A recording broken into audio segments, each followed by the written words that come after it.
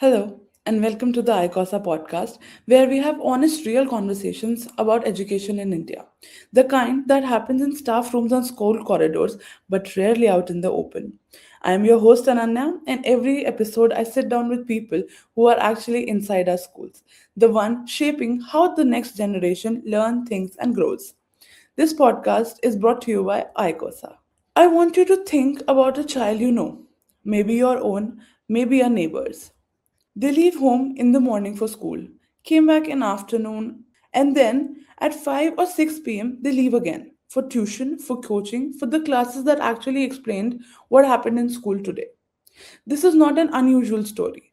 This is the story of millions of children across India every single day.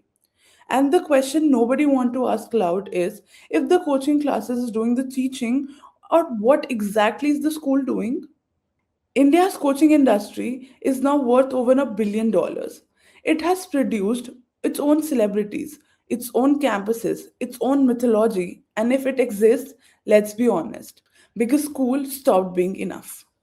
But here is what makes today's conversation really interesting. It's not just about coaching classes being so powerful, it's about schools that allowed it to happen. Schools that quietly outsourced their own job and kept collecting the fees anyway. My guest today has spent 3 decades inside classrooms and school leadership across CBSE, ICSE, and international curriculum in India and in abroad. She has seen this problem from more angles than almost anyone.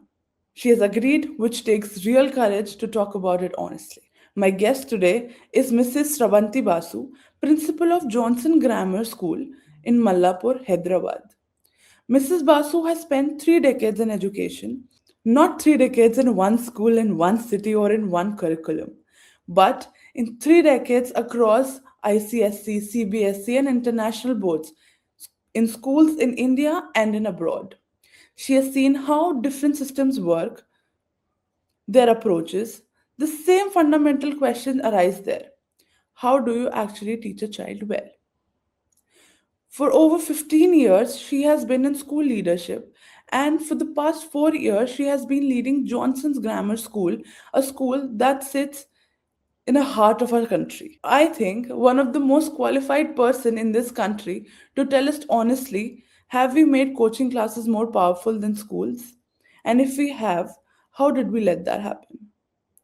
Mrs. Basu, welcome to the ICOSA podcast. I'm really glad you're here. Thank you, Miss Ananya. I'm deeply humbled and honored, privileged to be a part of ICOSA podcast today. And thank you for that introduction. All right. Mrs. Basu, can you please let us in for a 1 or 2 lines about your school? Oh, sure.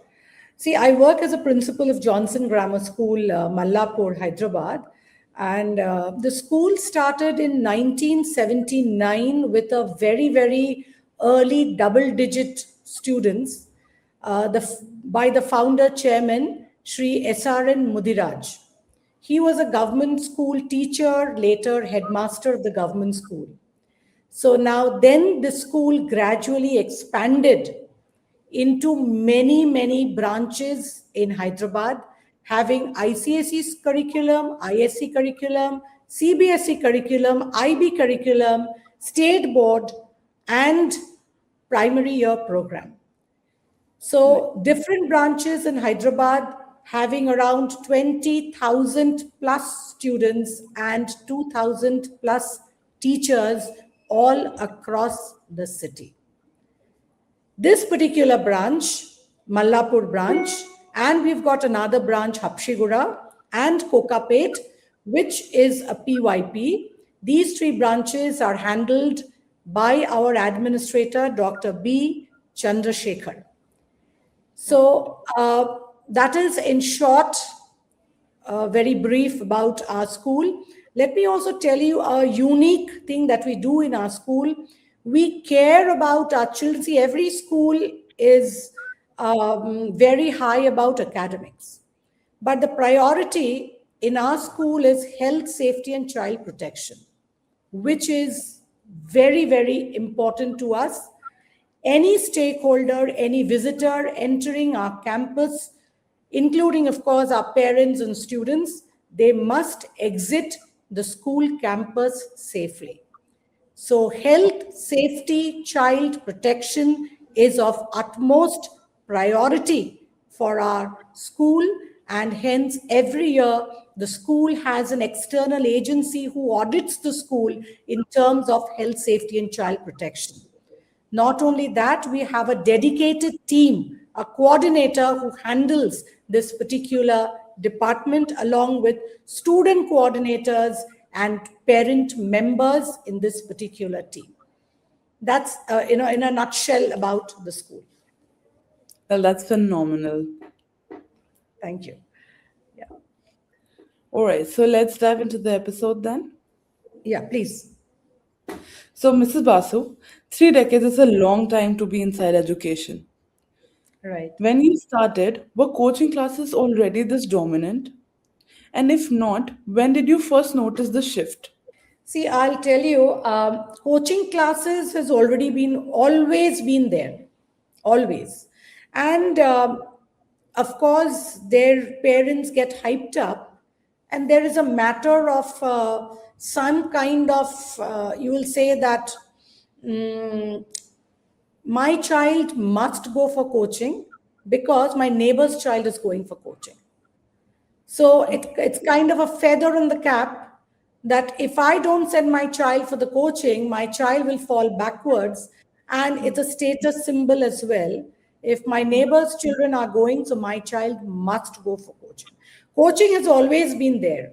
But Right. yes, as the days have progressed in the modern days, I see multiple centers coming up, and coaching is not in terms of only academic coaching. There are counseling centers also. There are online coaching has started, offline coaching has started. Wherever you are, in whichever corner of the world, you get that coaching done. So Mhm. coaching has always been there, and now I would say the rate is higher. As the days are progressing, the rate is much, much higher. Because when we have online access, COVID has taught us more of that online access. With the online access, it has hyped up all the more. All right, okay. Um, and when you saw the shift happening, what did you feel as a teacher, as someone who's chosen this profession before you believed that this is what school could do?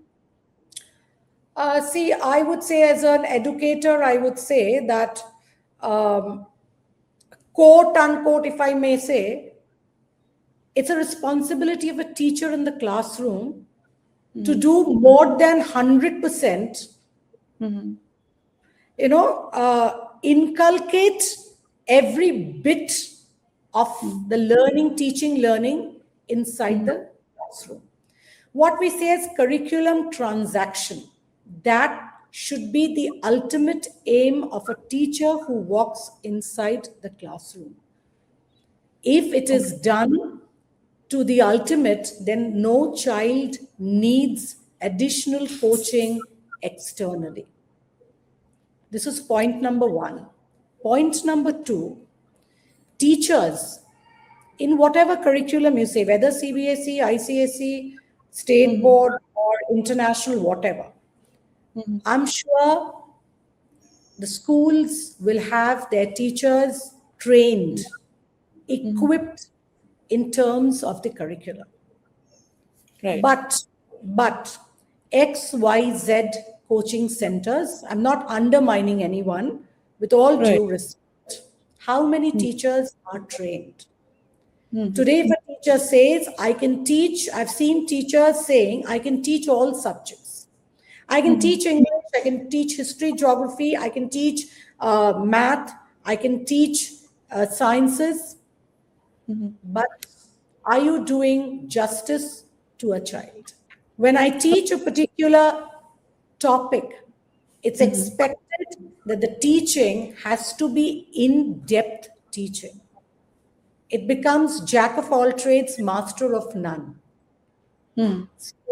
No teaching should be done superficially so as to make a child learn outside the school, then that I would say, if that is happening outside the school, then there's Mhm. no teaching learning transaction within the classroom, within the school hours.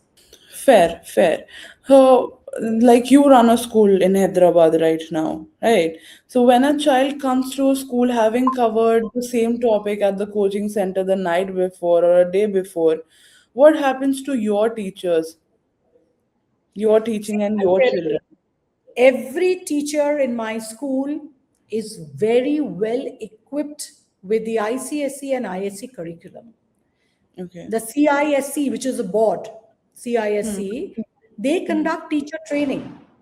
Right. Throughout the academic session, there are Right. multiple trainings conducted for teachers, and we send teacher year after year for the trainings. So our Hmm. teachers are very well equipped in different subjects and handle students very effectively. So one thing I set during the admission time, parents are informed your child steps into the Johnson Grammar School, there is no need for your child to take any extra coaching elsewhere. If you do that, that you do at your own risk. Hmm. There should not be overlapping of concepts in the Hmm. classroom when a teacher is teaching and the child has learned from somewhere else, Hmm. because the pattern will be totally different. And as teachers, we immediately understand, Hmm. because a child may not speak the same language when Hmm. we are teaching in the class. We immediately pick that up and we inform the parents that it's not required. You are spending heavy amount which is not required. The school is good enough to guide your child.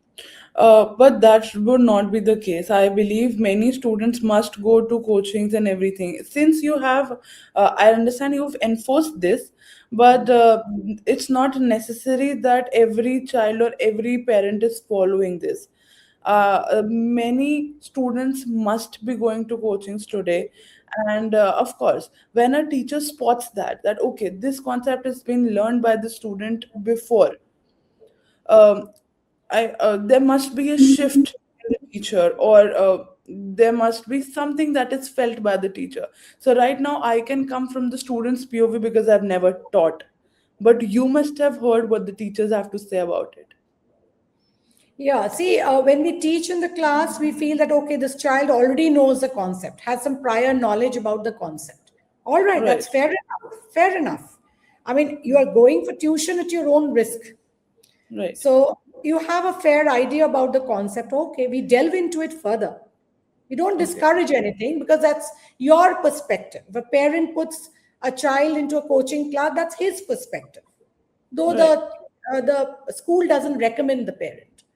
But yes, if a child has a prior knowledge of a concept, we welcome the child. We welcome the concept. But we also see whether the child is on track. Mm-hmm. Because when I'm tracking one question, Mm-hmm. different children will have different ways to do it. But as a Right. teacher, I am responsible to guide the child as per the board pattern. Right. So, my prime objective in the class as a teacher should be to guide whether every child is on track as per the concepts that the board demands. Mm-hmm. Because ultimately, Mm-hmm. uh, every child must fare through well in the Mm-hmm. board examination. That is the aim of the school. Everybody should emerge with flying colors Mm-hmm. in the board examination. So you may have 10 coaching classes for 10 subjects because school has not suggested, you've done it at your own risk.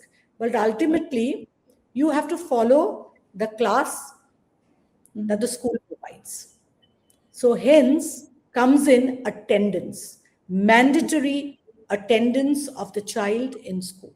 No, I understand, but I want your answer from a teacher's perspective. A teacher, when she enters a classroom, she is also excited about a topic. She also thinks that, okay,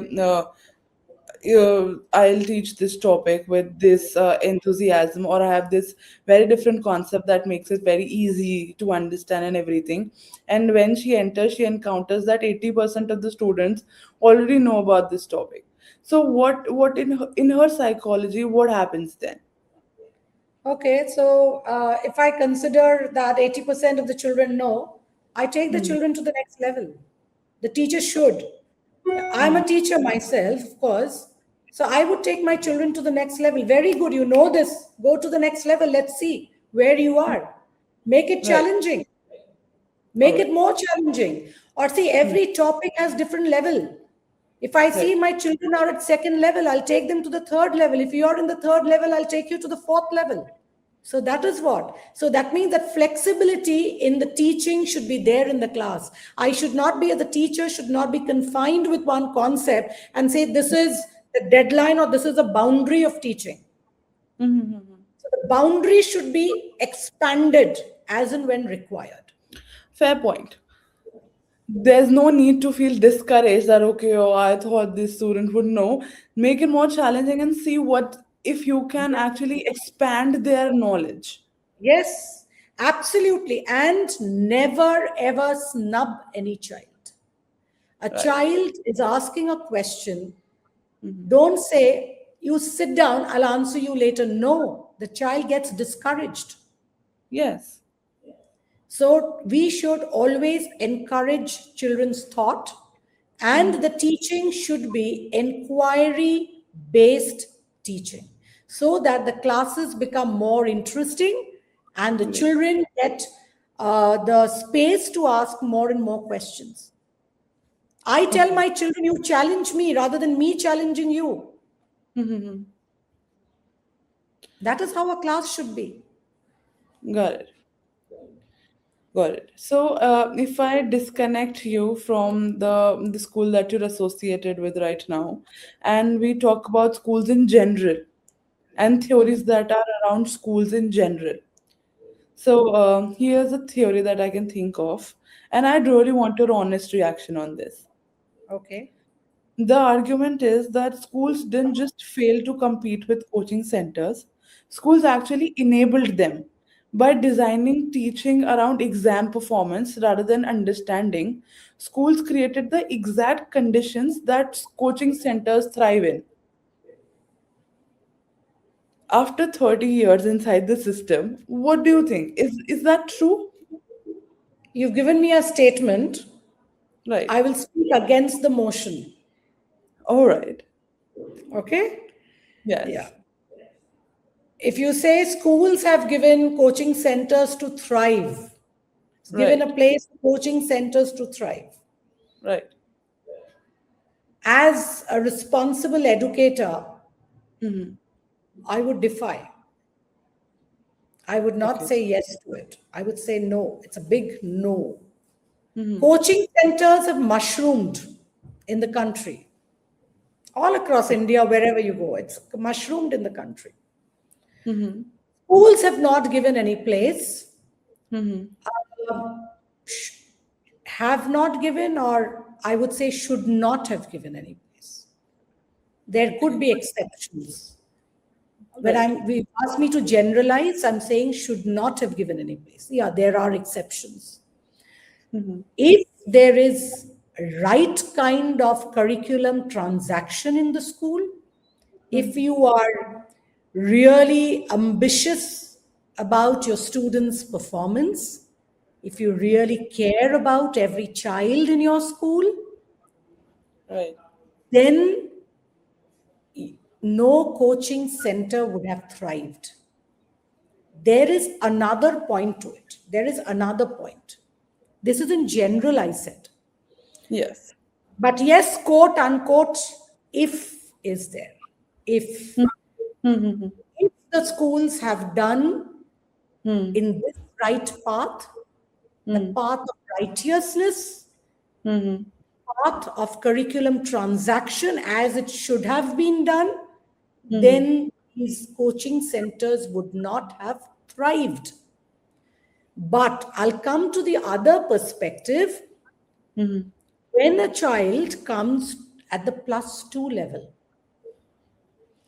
the children have many aspirations. Mm-hmm.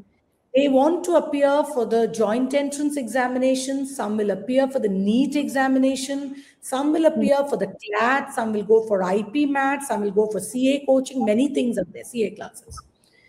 Right. See, as schools, we offer only the curriculum, whether Mm-hmm. it be a CBSE school or Mm-hmm. ICSE school or uh, IB curriculum or any other curriculum state board. The Mm-hmm. schools only will cater to the board curriculum. Right. All right. Schools will Mm-hmm. not go beyond.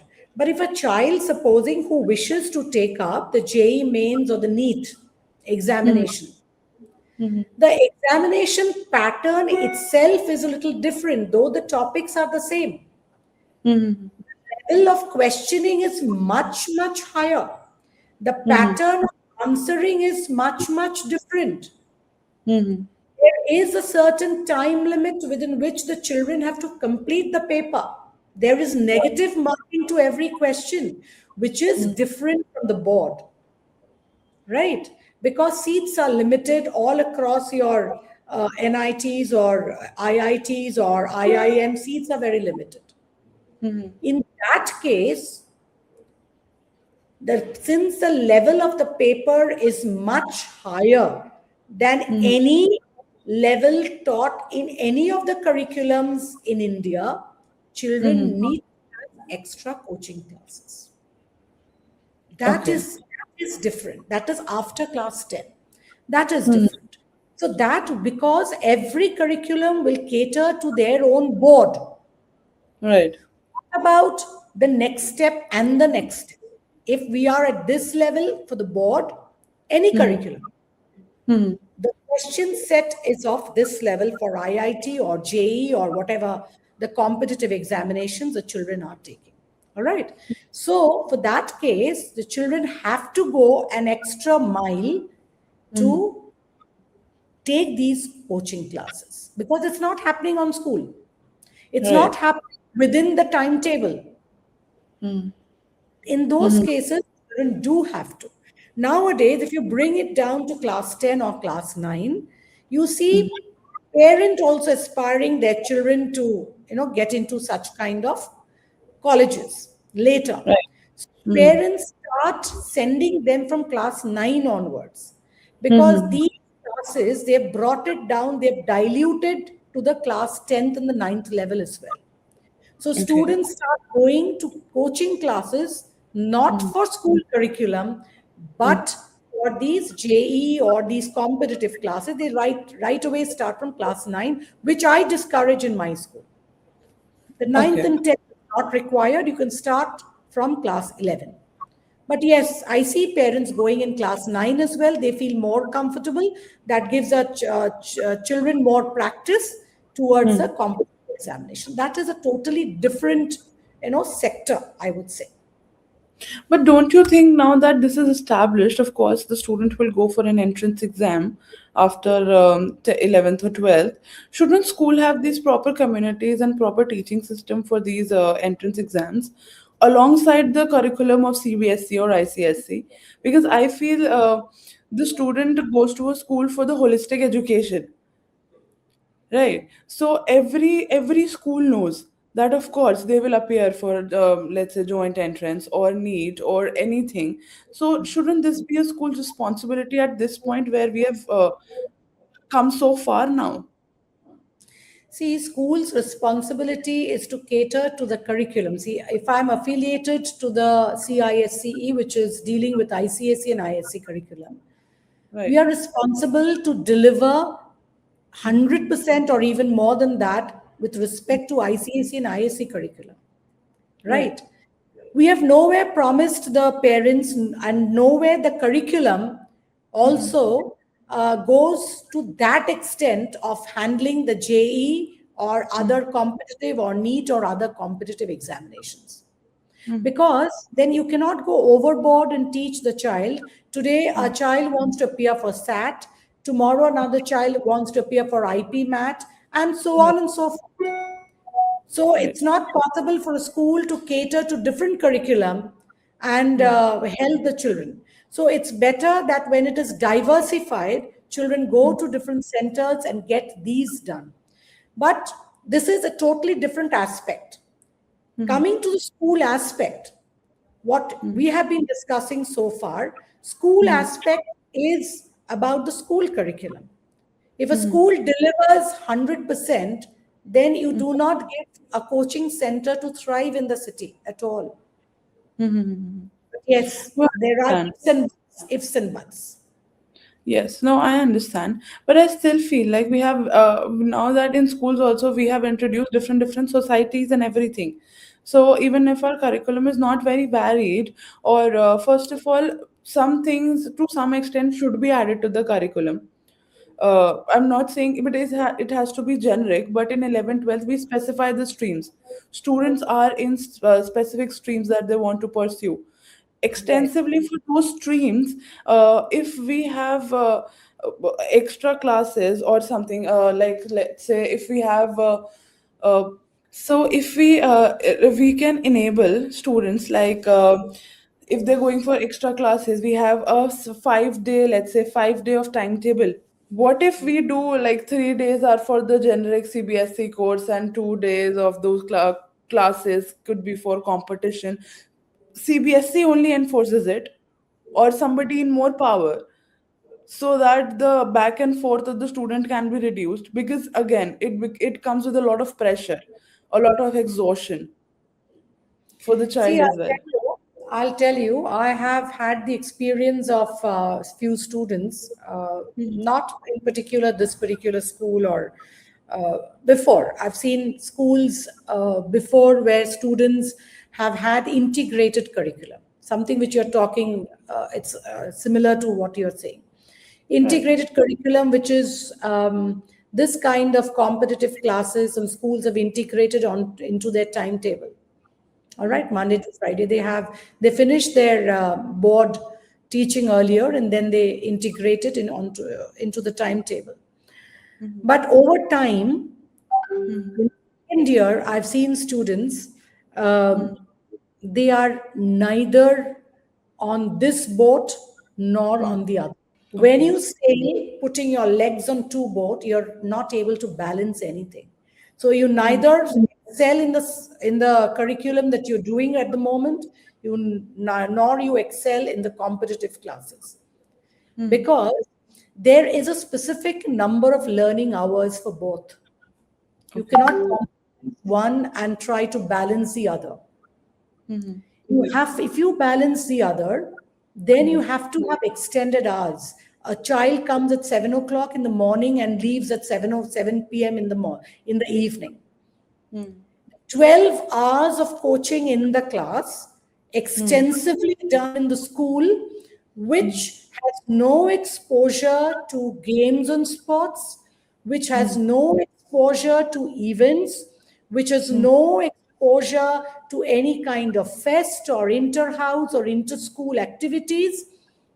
It's only about within the four walls, confined teaching and learning for 12 hours a day, into 6 days a week, into 12 months a year, into 2 years.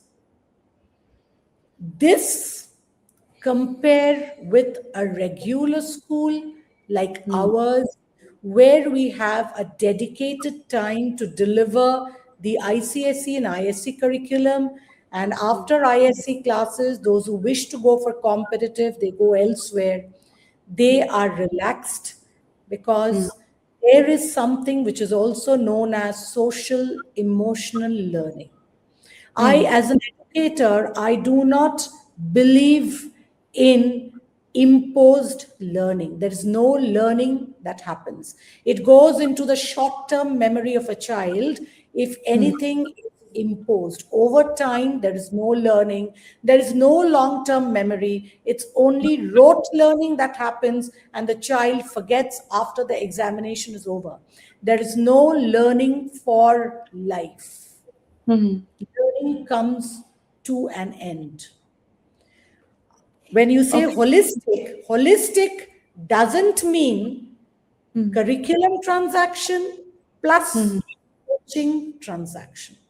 Holistic means overall development of a child in terms of academics, in terms of games and sports, in terms of student led, inquiry based, activity based learning.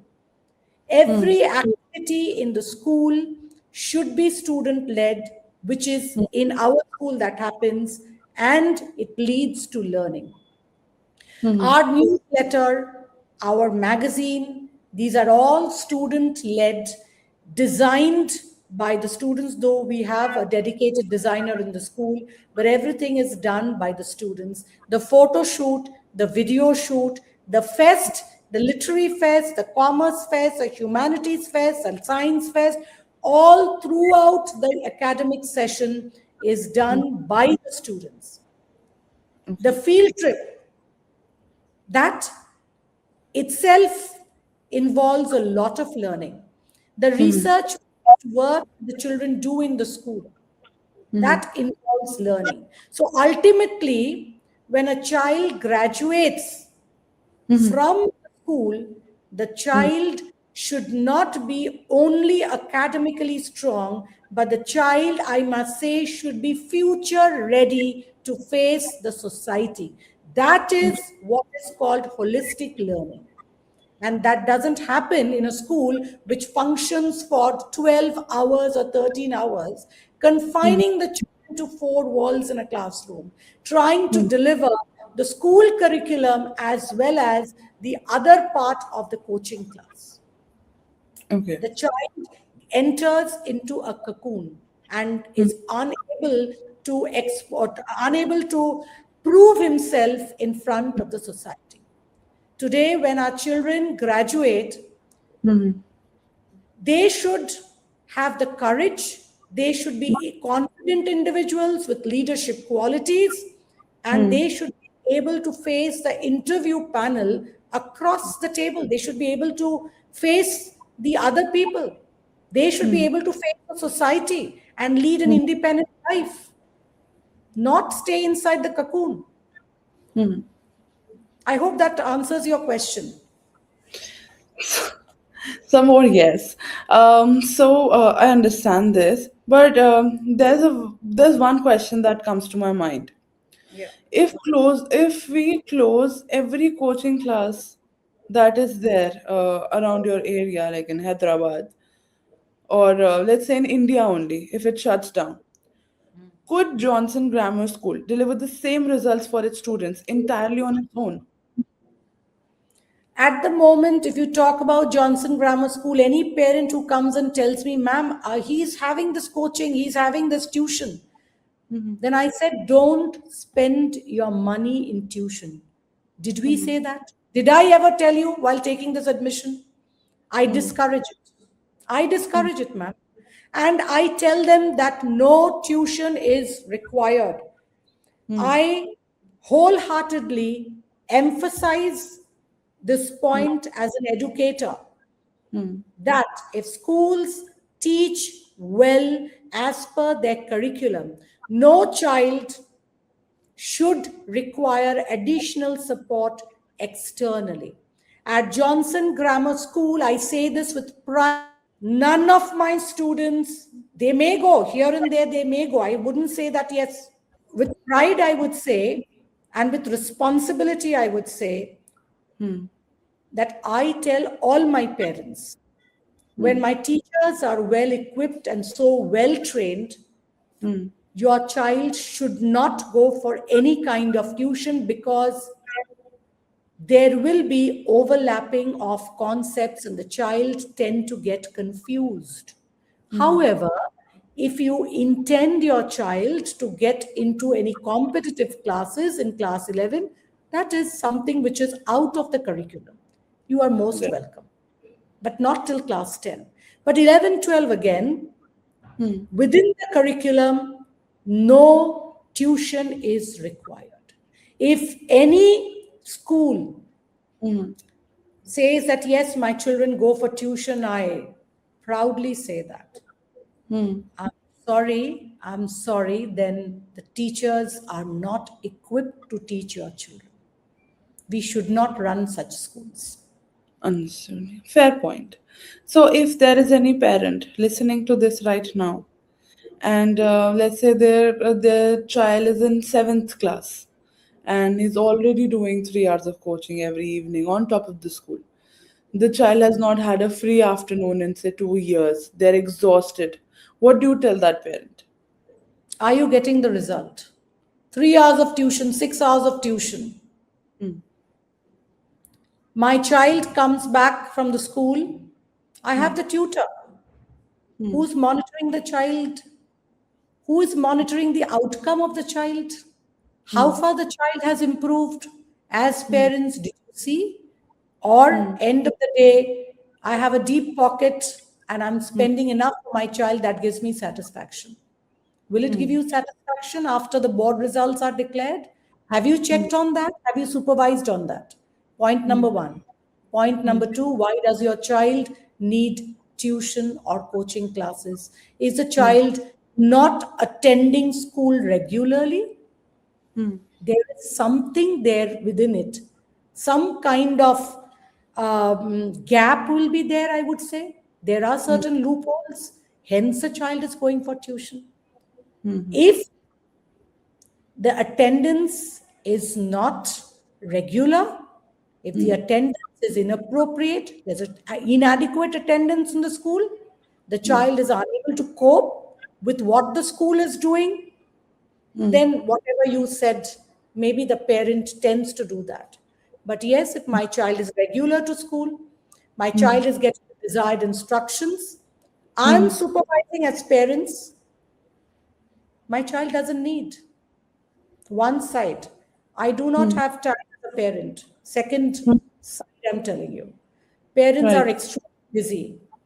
The Hmm. child has a key, door key, opens the key and enters the house. The child is left all alone. Just Hmm. to engage the child, because the parents are returning late from work, just to Hmm. engage the child, I have appointed back to back tuition so Hmm. that I just monitor tutor has come, yes. So I know something is happening at home just to engage my child. Okay. Who is looking at the Fair. outcome? Who is looking at the outcome?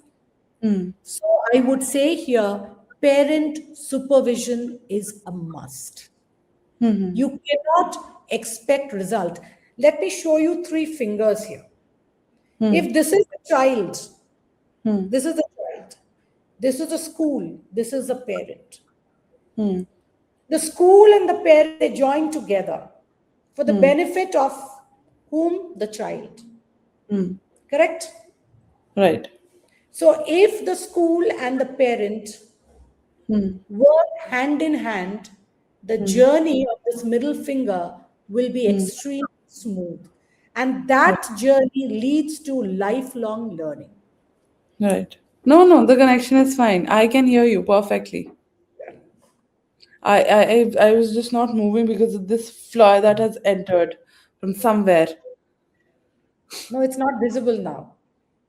Oh. It's scared of your questions, I think. Yeah, it came between the questions. Yeah. Yeah. So does it Uh, answer your question? Whatever I said, does it answer your yeah. question? Answer my questions, and of course, it gives more knowledge around it. That okay, if the parent is aware that the student is exhausted, the child is kind of had enough, then they would monitor that and then take the necessary steps rather than just following that never-ending loop. Right. Right. So yeah, that seems fair. So we're walking towards the end now. This is my last question for you. Okay. Uh, so you have 30 years in education in this country. You've watched the system change, grow, and in some ways shrink also. 20 years from now, do you think coaching classes will still exist the way they do today, or does something have to give? And if so, what breaks first? Uh, 20 years from now, I see maybe the children, many schools now, they walk with laptops. Mm-hmm. And if I say coaching classes, maybe we might get into hybrid mode of teaching learning. Okay. Yeah. The schools might get 20 years from now because of technology coming in, AI coming in. So we are everything is AI integrated. So we Right. might get into hybrid because uh, when we say that okay, this child is unable to come to school, certain some children are infected with very dangerous diseases, very life threatening diseases. They Okay. are unable to come to school. So maybe we may get into hybrid mode of teaching learning where we teach with projectors in the class. Those who are able to attend, they attend, and those who are doing classes online, they can do that online. I see that. And there is no dearth of information. At the moment, I would say there's no dearth of information, there's no dearth of technology. Technology has taken us um, in a way that information is readily available, and technology is something that's going to stay with us forever. It's going to improve and improve and improve with AI Right. integration. I would say that every information is available online. Any topic you choose to learn yourself, that's available online. So even if 20 years hence you may feel that, yeah, I'm not able to go to school, I might take a day off and stay back, but I'm listening to the class, I'm looking at the class, the streaming of the class is happening, and then I'm being able to do it. But I would say that that could be should not become a general thing because the children lose on the social emotional learning.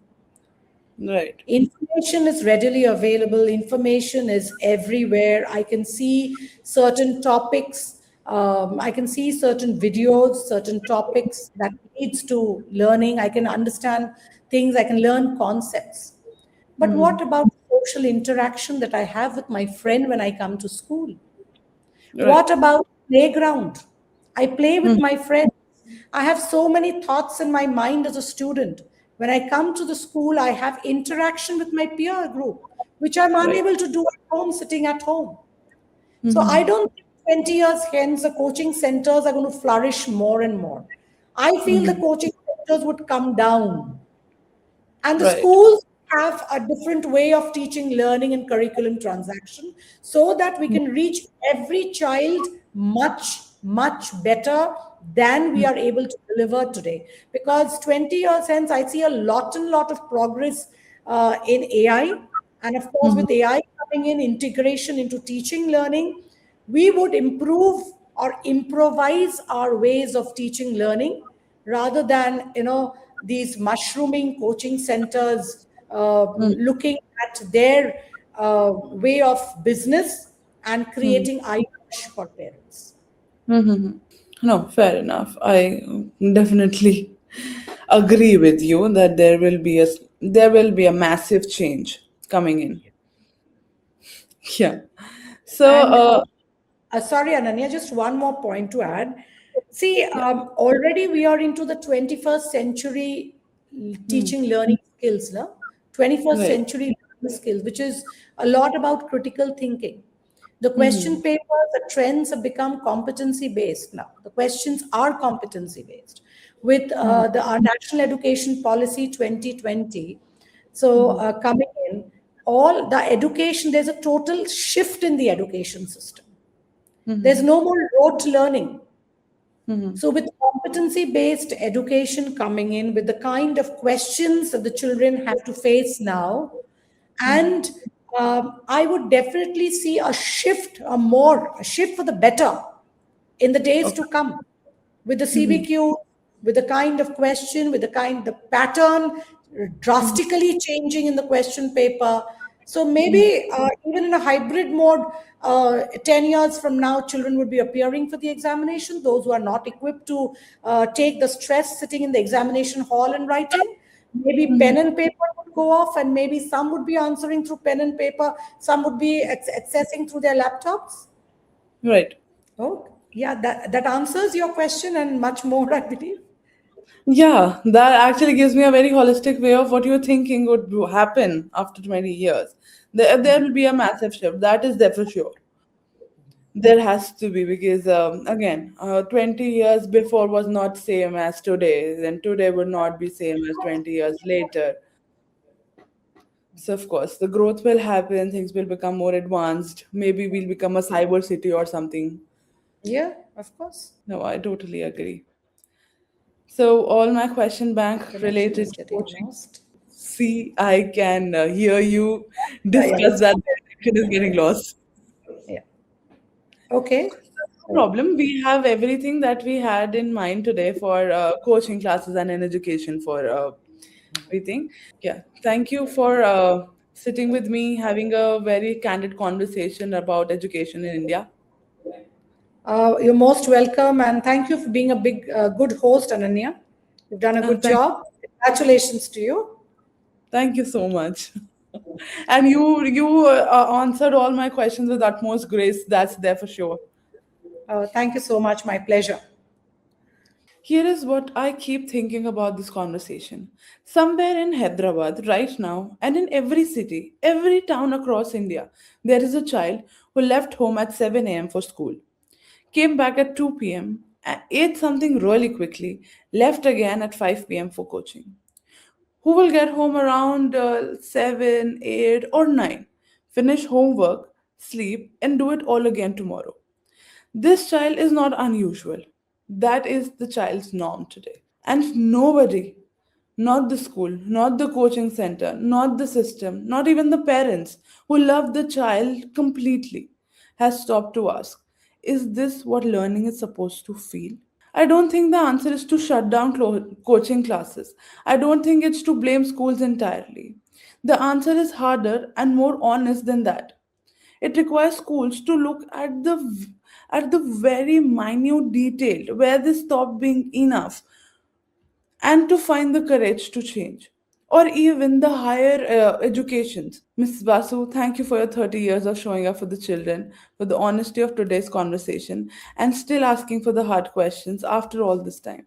That is not nothing, that is everything. If today's conversation made you feel about the child running between schools and coachings every single day, about what the fees being paid twice, about the systems we all have quietly accepted as normal, please share it with someone who needs to hear it. And follow wherever you're listening right now. More conversations are coming, more guests, more questions, more of the things that Indian education system has to say out loud.